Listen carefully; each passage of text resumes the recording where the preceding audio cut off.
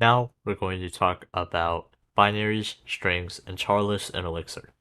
In Elixir, we have different data types to represent sequences of characters, each with its own characteristics and use cases. Let's start by exploring binaries in Elixir. In Elixir, binaries are sequences of bytes enclosed in double angle brackets.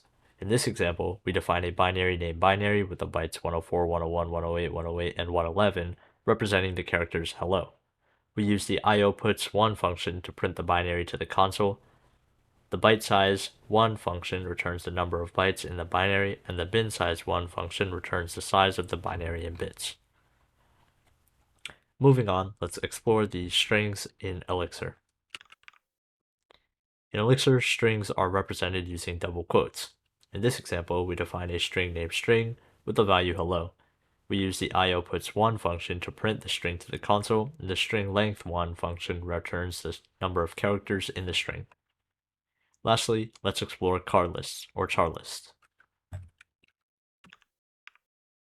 In Elixir, charlists are represented using single quotes.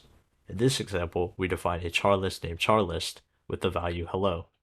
We use the io_puts1 function to print the charlist to the console, and the list.length1 function returns the number of elements or individual characters in each charlist.